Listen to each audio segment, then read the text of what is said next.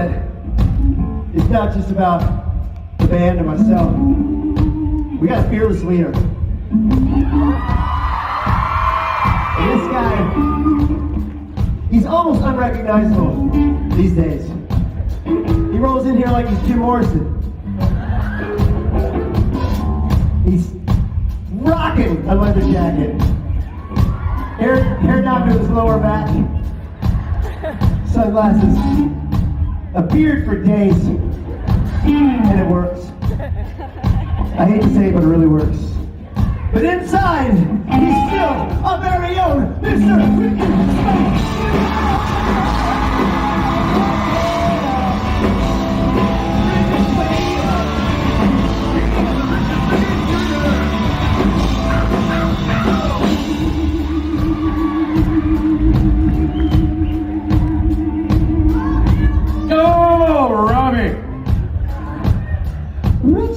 Oh, Seattle. Oh, Seattle.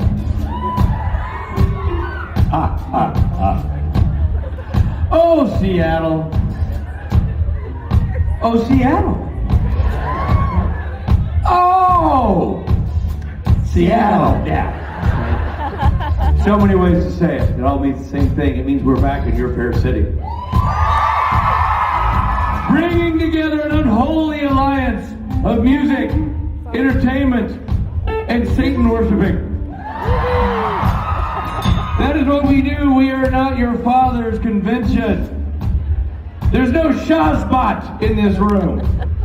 There's no Vulcan nerve thing. This is all about unholy sexuality dressed in flannel and crammed into pants that are far too tight. There's no way. What's called a Vulcan nerve thing? I don't know, buddy. And I don't care. All I care about is that somebody, teams of people, get those boys into those skin-tight pants before they take the stage on Sunday. That's all I care about. There is a crane backstage that lifts them up because they cannot bend their legs to get into those trousers. There is a team of people that hold the pantaloons and stretch them thither and thither and yawn to give them enough room to be slid into them like a sword into its sheath. And then somebody puts on their shoes for them. That's how they dress.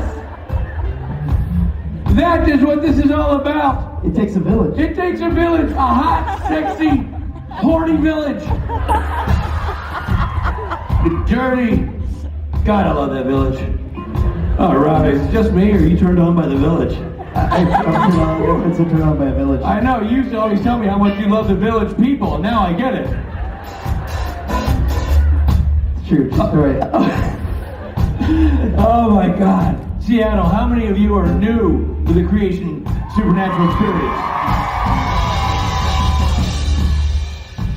That's a lot of you. I like it. I like it a lot, Robbie. I like it too, Rich. I like fresh faces. I like new, what I like to call parishioners. Nice. I don't know if any of you were in Las Vegas, Nevada. The site of our most recent supernatural convention. But at that event, sprung from the grounds of the sands of dead gangsters, came an idea. And it swarmed across the band like a fungus. And it inhabited our beings, and there was no way we could say no. I have been called. I have been touched. I have paid people to let me touch them.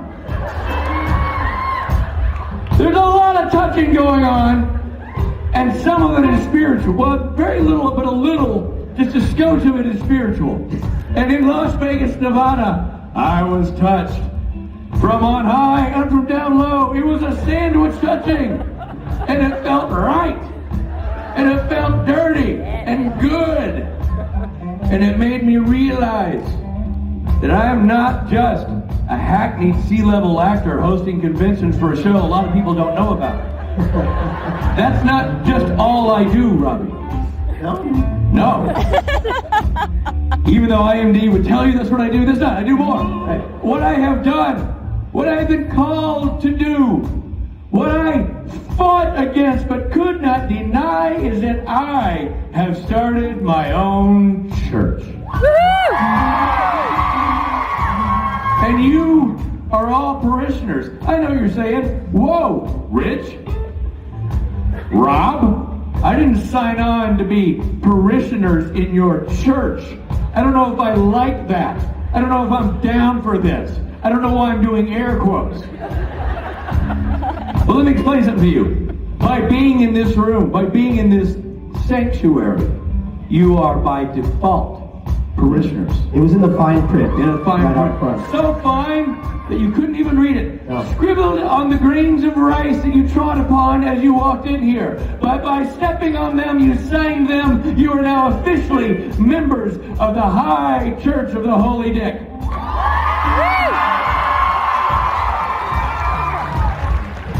That's right. You are. Right there. I feel you, brother or sister. I can't see out these glasses. But whoever said that, I agree. Robbie's a member. Robbie leads the choir over there. We're working on robe designs, and I know you're thinking, Richard, how can we be full-fledged members of the High Church of the Holy Dick? How can that be? We haven't been baptized.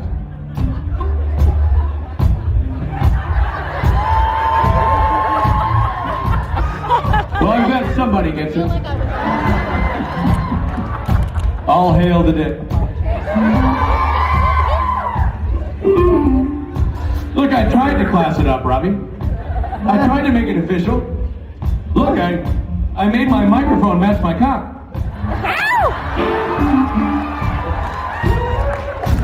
Is that the only reason you bought that shirt for that joke? Maybe yes, maybe no, Robbie. The point is, you know what? I love your disdain that you said, oh, the old Red Rooster bit.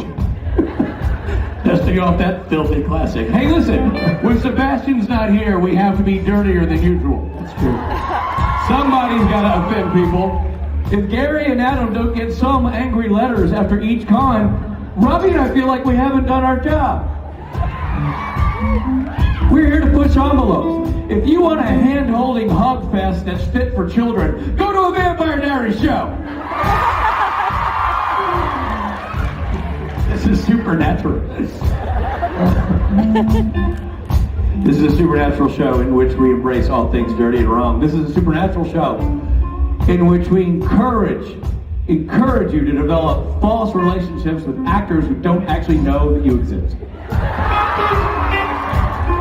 We're not going to be the guys. Robbie and I are not coming out here to spoon feed you a bunch of lies. We all know what this is about. Yeah, you like a TV show, SmeeV show. You watch the news, you're not lining up to meet Rachel Maddow. This is about Jared and Jensen and Misha and Mark. We know what this is about. This is about you being in love. Dirty, dirty love. Well, somebody has taste. Dirty, dirty love with these very tall men, with whom you get photographs, with whom you get autographs, with whom you share moments from way back there to way up here, and you leave this room feeling like you actually shared a connection. That's what you leave here thinking. That's what we want you to leave here thinking, even though we all know it's not true. But that doesn't matter, does it? We're not peddling reality up here, Robbie. We're peddling a false sense of rock and roll and sexuality and wrongness and rightness mixed together in one giant ball that we mash together and throw at you for 72 hours, and we all bathe in it. We all love it. For example, right now, you truly believe in your heart that Mike Borja is a living, breathing person. Not true. Not true. He is a very advanced piece of space-age technology. We make it simple and call it a robot. But it's more than that, Robbie. What does that say? Oh, yeah. Rock, roll, and wrongness. Thank you. Somebody's listening. Somebody's having fun over there at the Dr. Ben. I can't type the dirty things, but I'll get the other stuff. Mike Warhaw's a robot. But you'd never know it by the way he plays. You'd know it if you had a conversation with him. It's a bit laborious. You know what I'm saying? But in fairness, the real Mike Warhaw's no trip to the beach either. You I don't know. I haven't seen him in 10 years. It's been a while. I was at Starbucks.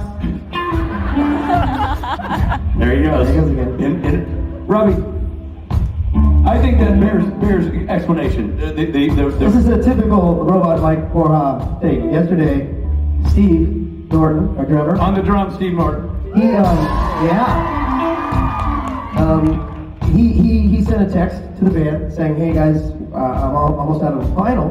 Do any of you have any more of our vinyl, like at your house?" I said, "I've got some." And Mike immediately, we hadn't heard from Mike in days. He immediately texted his location in Seattle.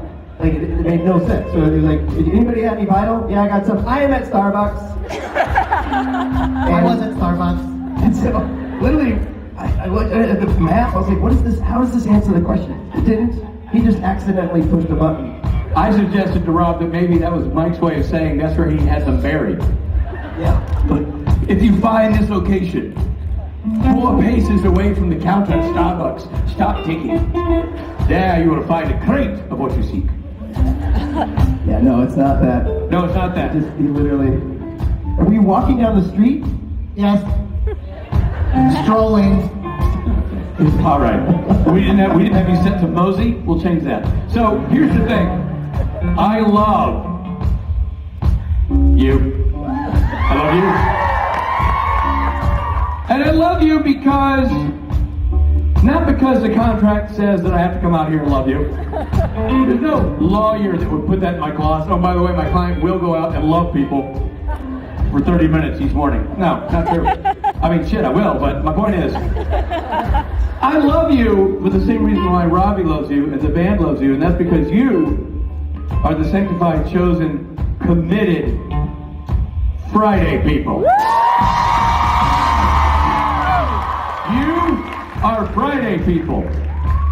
I know that we're supposed to think that we live in a world where all men and women are created equal. They are not. Friday people are better. I said it. I stand behind it. Why? Well, because they're committed, Robbie. They come to the whole show. They show up. Robbie's here. Robot Mike's here. Even Robot Mike is here. Yeah, we unplugged him and rolled him on the stage. Fully charged. Well, half charged. 80%. I was asked Robot Mike. He'll tell us. We want you here because the show. I feel like if you haven't done a full 3-day Supernatural convention, you haven't actually attended a Supernatural convention. If you missed Friday, well, hell, you missed the whole bit. Yeah. You're only seeing 2/3 or 1/3 of a Supernatural convention, and that's not what it's all about. It's about a whole thing. We built this thing to roll for 72 hours. That's how it's built to exist, Robbie. Yeah, we built this city. We built this city. We built it on hair product and final. So we love you and appreciate you for being here, being Friday people. Because we're Friday people, you're Friday people, we're all Friday people. We all get it. We all have a secret handshake that nobody else knows about. We haven't developed that handshake, but when we do, we'll tell you. And here's the thing. Then when people show up on Saturday, you can say, "Oh, you missed so much yesterday. Ooh, you should have been here." And then the Saturday people look at Sunday people and go, "Well, I mean, we missed Friday, but I mean, we're Saturday was something." Sunday people practically don't even hear. Oh. It's like a drive-by conning. It's like, breeze by and see the tall guy. Hey. It's like they're making a cameo at the event. This is a 3-day thing. You're in for the long haul. We love the fact that you have put aside things like family and work and school to be here with us. We love the fact that you will be here this afternoon. You'll be here tonight at karaoke. You'll be here tomorrow. And you'll be here tomorrow night for the Loud and Swing Saturday night special. We know what's good for you, will we? Because that is something else. You got somewhere to be, Rich? I'm just trying to figure out what, how long we're going to go with this bit. No. We got the R&R to do. We got a bunch of to do, but what I'm loving is the fact that we have, back in the early days, Robbie, you'll remember, Fridays, 8 people, hanging out, reading the newspaper. That's right. Mainly cleaning up the joint, mostly employees of the hotel. They just worked at the hotel. Yeah. Now, look at this. Look at yourself, Friday people. You showed up. You showed up to get this party started. And we're going to give you a party. And that's what we're going to do. Are you ready to do this, Friday people?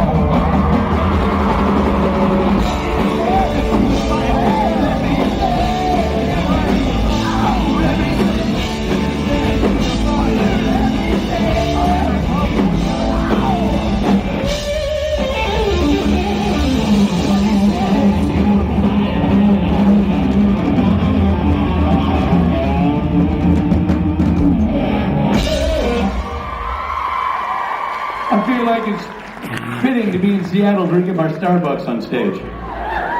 It seems right. Oh, Friday people. You know Jimi Hendrix? Started Starbucks? From Seattle. Oh, I didn't know that. Big Hendrix fan, Robbie. Big Hendrix fan. Yeah. Seattle, it's so awesome to be back in your city, for reals. We love it up here. We always felt like, yeah, we got to do the Pacific Northwest in the form of Vancouver. We love Vancouver. But man, it's nice to be down here in the good old US of A in Seattle, Washington. Birthplace of Hendrix, Starbucks, and Tim Amundsen. True story. Timmy O. Yep. Local boy makes good. That's right. I can read the papers right now. Local boy makes good, grows big beard. Timmy O on TV. Beard moves to California, starts solo career. Here's the thing, everybody. It would be great if Robbie and I could just come out here, introduce acts, and leave, and just assume that the health and welfare of the individuals would take care of itself. Sadly, that's not how it rolls, because left to your own devices, you people will go pell-mell and Lord of the Flies and eat each other raw. And so we don't want the blood and gore of a free society taking over this room, Robbie. Am I wrong? You're not wrong. And that's why we have carefully instituted with our team of scientists something we like to call rules and regulations.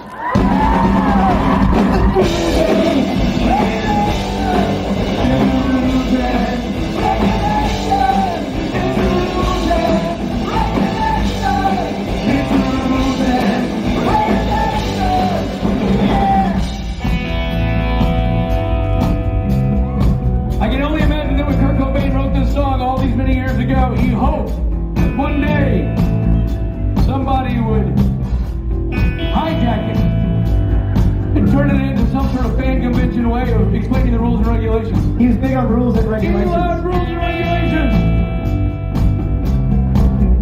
Here is rule 1. You got a seat and your ass and it shall meet. In your ticket there has got a number and a letter. You're gonna sit in the seat, wait for at least. You better, yeah, you better.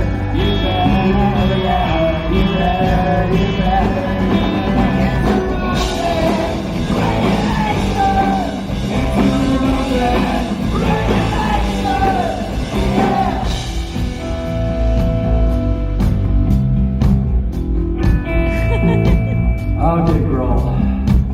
You got a camera on your phone. The paperwork says you gotta leave it alone. No taking photos or videos of celebrities on stage. The good news is there's none here. They're all back in a cage.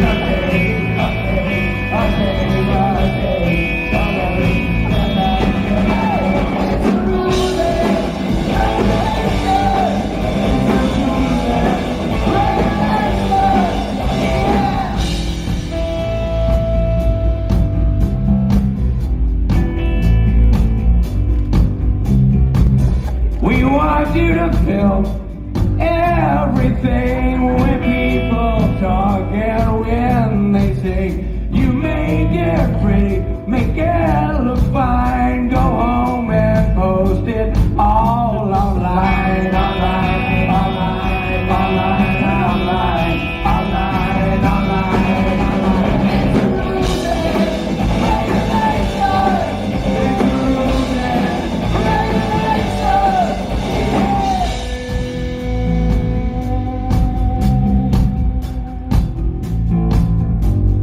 Here's the catch.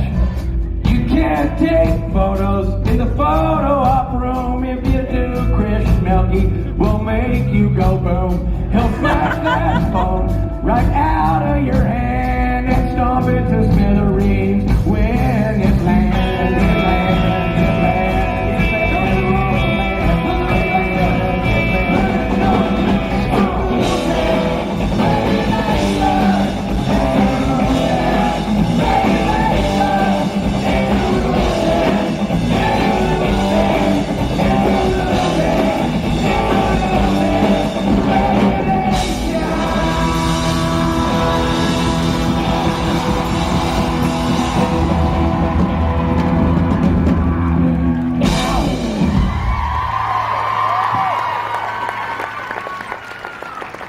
I don't know why we bother even building up rules and regulations when I know that our next two guests are going to come out and break all the rules and create their own regulations. It's really a fool's errand, because the truth be told, nobody runs the show but these two people.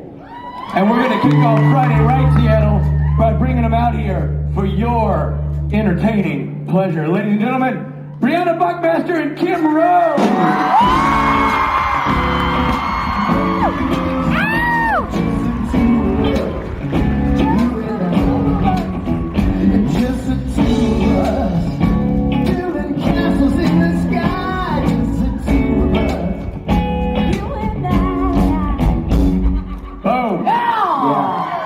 More of that, please. Hey. More of that, please. Sign me up. What's up, Seattle? Yes. Regulations ever. Why, thank you. I love